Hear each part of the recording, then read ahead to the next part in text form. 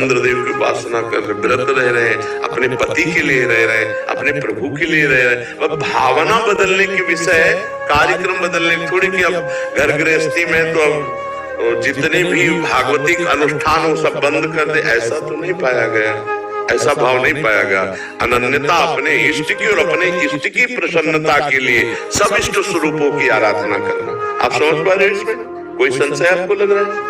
तो बस बच्चों को क्या, हमको भी वही करना है, हमको भी वही करना है।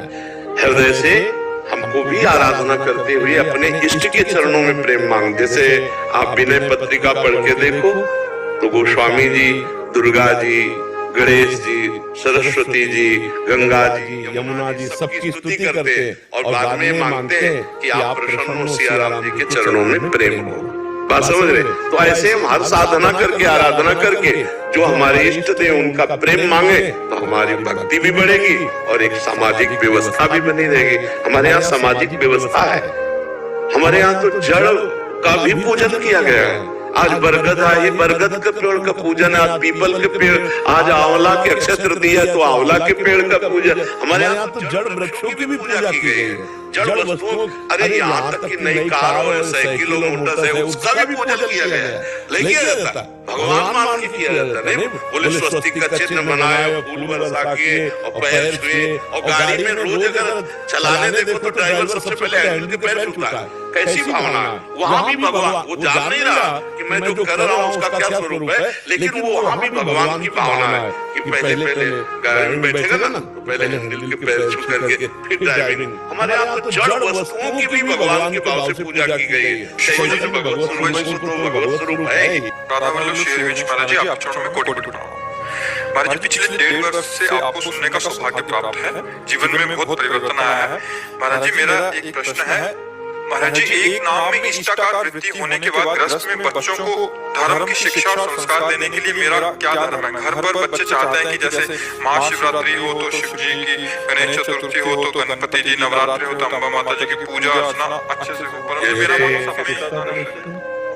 जैसे हमारे पति हमारे प्राण प्रिय हैं और हम समय पर सास की सेवा करते हैं, नंद को भी अनुकूल रखते हैं, देवर को भी अनुकूल लगते हैं, ससुर को भी अनुकूल लगते हैं, आए भी रिश्ते नातेदारों को भी अनुकूल लगते हैं, लेकिन पति तो पति ही है ना।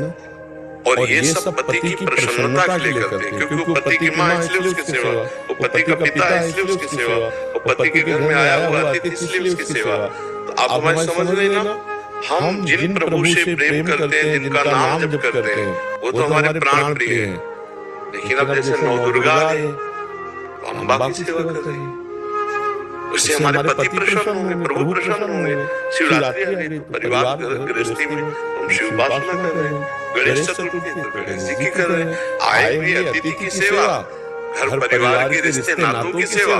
तो हम भगवान के स्वरूपों को ऐसे देखते हैं, भाई हम कोई हमारी माँ है, कोई हमारे पिता है, जैसे भगवान शंकर पिता, अम्बा जी माता, गणेश जी, हम जो उत्सव आते हैं, जो त्योहार आते हैं, वो सब करते हैं, पर करते हैं अपने पति की प्रसन्नता के लिए।